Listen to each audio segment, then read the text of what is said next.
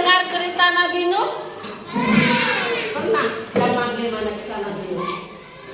Yang bagaimana semuanya? Kalau begitu, sekarang kita lihat videonya kisah Nabi Nuh. Ya.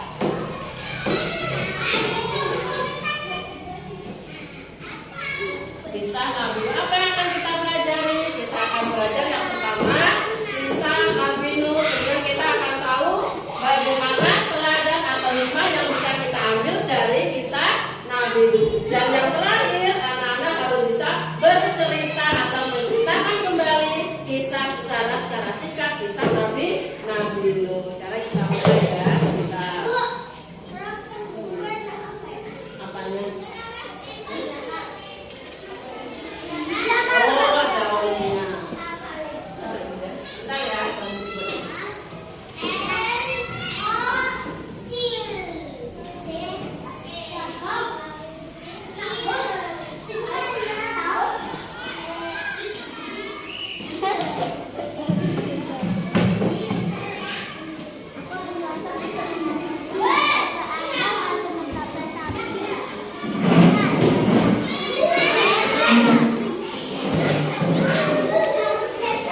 Perhatikan ya. Terus mati.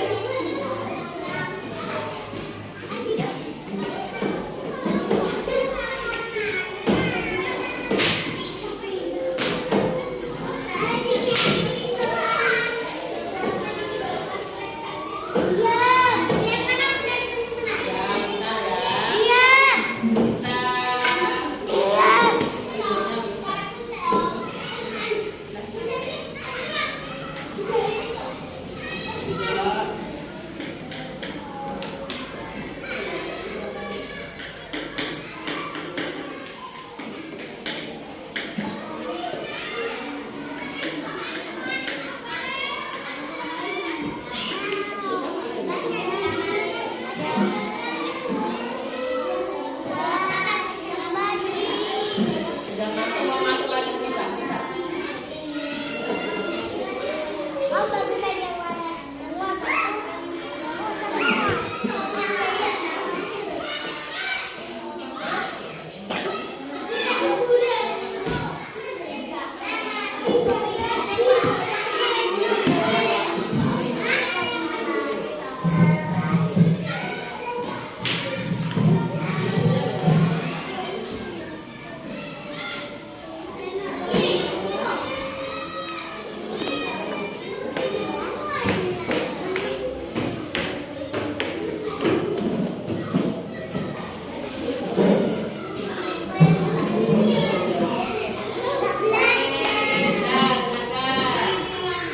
Perhatikan, kamu tidak hanya memperhatikan, tapi kamu harus nanti bisa menyimpulkan dari kisah Nabi Nuh. Sekarang dengarkan ya.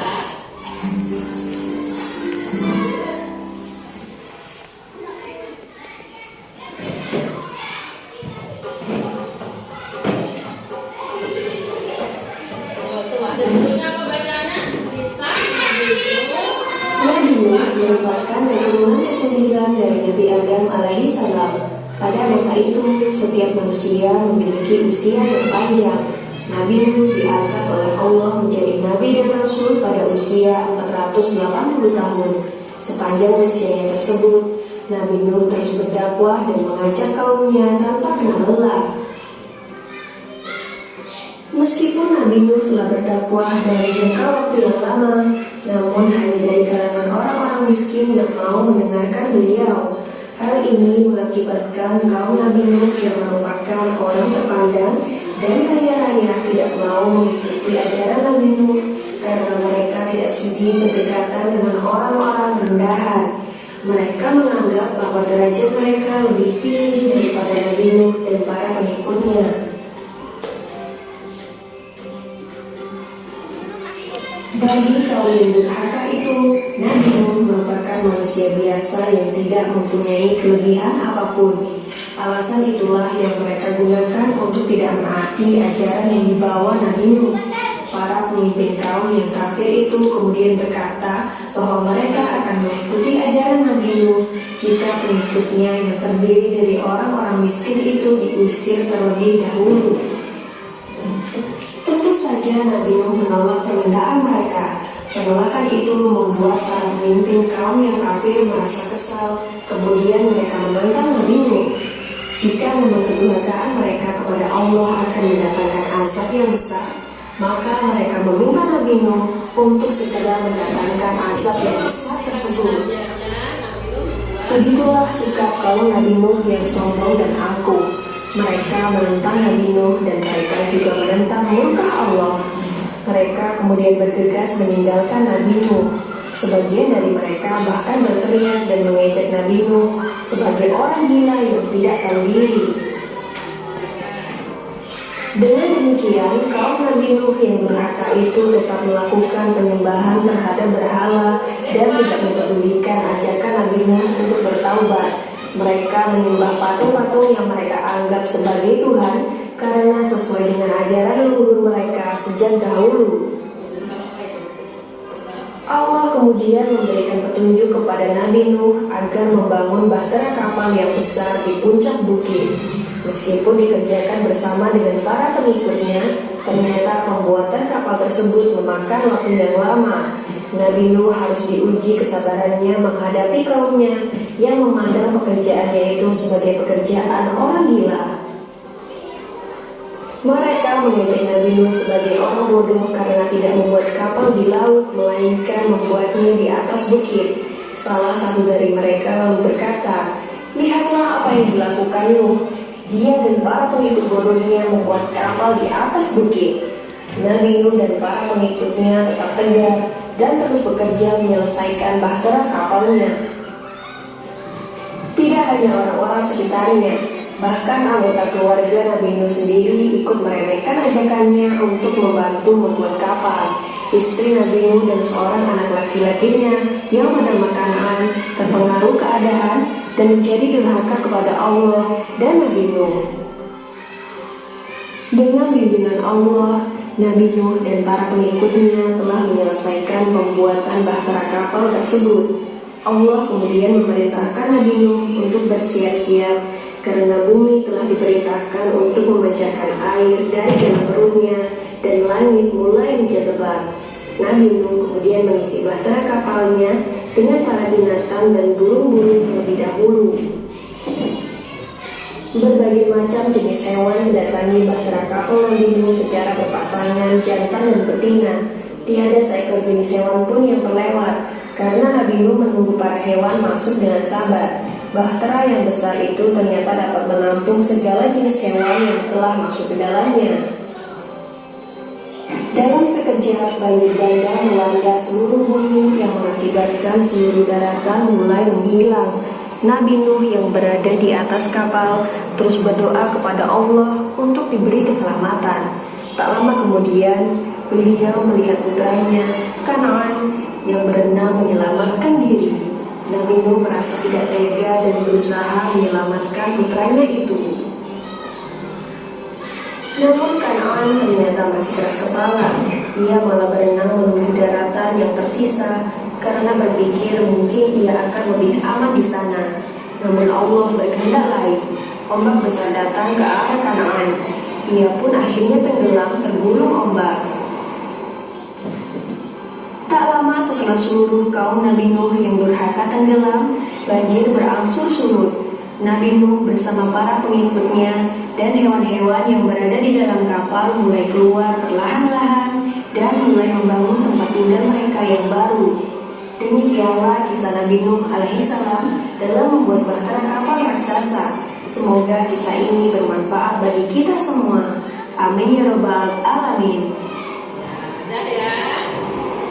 Itu tadi kisah Nabi Nuh membuat kapal yang sangat besar. Sudah paham belum ceritanya tadi? Kalau sudah dan dengarkan sekarang, itu kasih pertanyaan tadi. Coba, kan tadi sudah melihat, kan sudah coba. Kenapa Nabi Nuh tadi membuat kapal besar? Ya, karena ada banjir, karena Allah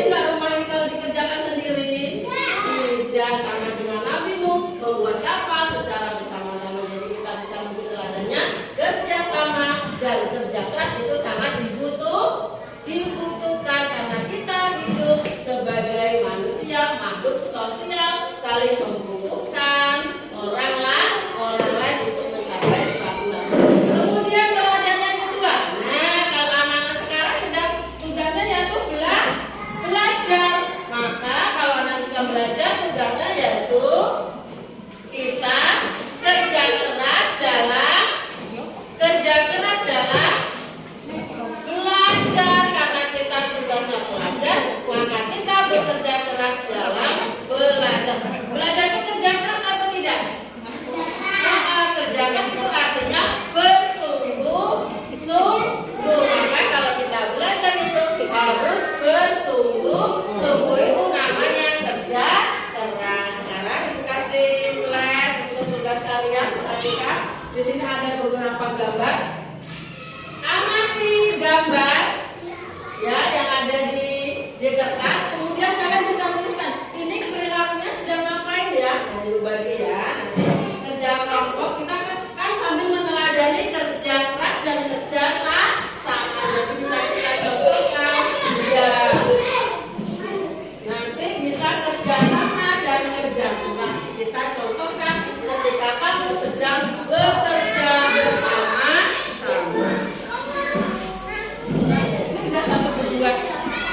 Bagian di belakang ya.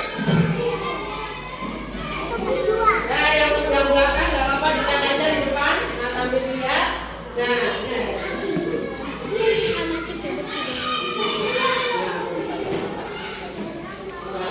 Ya. Nah, kita lihat gambarnya yang pertama. Coba tuangkan salah satu menggunakan pensilnya. Pensilnya mana?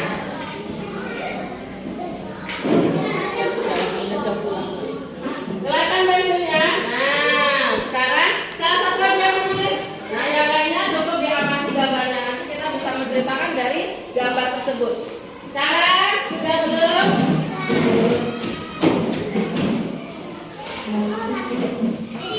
Ya, sudah. Gambar yang pertama, ya ini gambar sedang apa itu, Pak? Sedang apa? Iya, pintar. Berarti kaum Nabi Nuh mengejek siapa? Kok Nabi Adam? Iya, kaum Nabi Nuh mengejek Nabi Nuh ketika sedang berdakwah. Ayo dituliskan, amati gambarnya. Tadi sedang apa nih? Ditulis aja. Ditulis sedang apa ini gambarnya? Ketawa-ketawa sedang mengejek, pintar ditulis. Ya satu aja, salah satu aja. Nah, hurufnya apa? Ayo kerjasama sama temannya, jadi enggak bantu. Sama Lavanda. Mengejek hurufnya apa?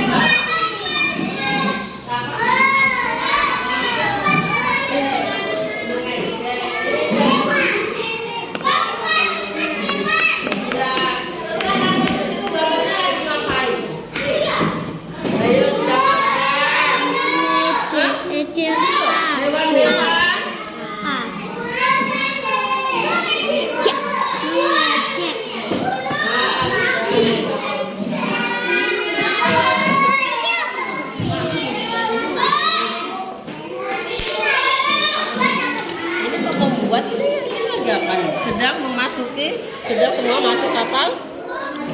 Hewan-hewan dan manusia masuk ke kapal besar.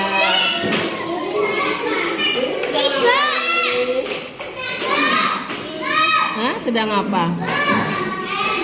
Ini tadi udah kurang apa? Hewan berpasangan masuk ke kapal. Ini ngecek.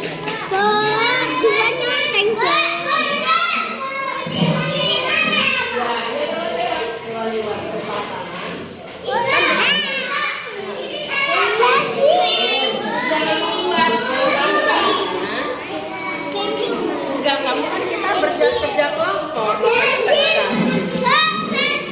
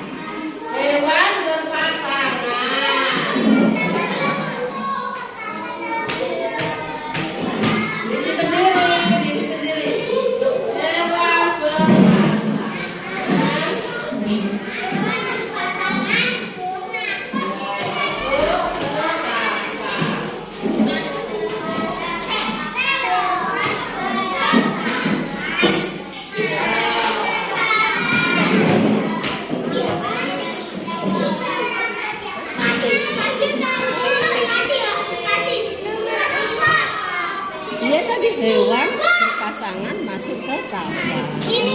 Berarti ini seluruh orang beriman di dalam, berarti orang beriman di dalam kapal. Selamat. Apa tadi?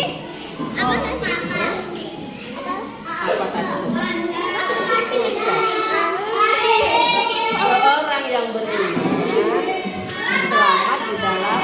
Yang ketiga, gambar ketiga ada apa?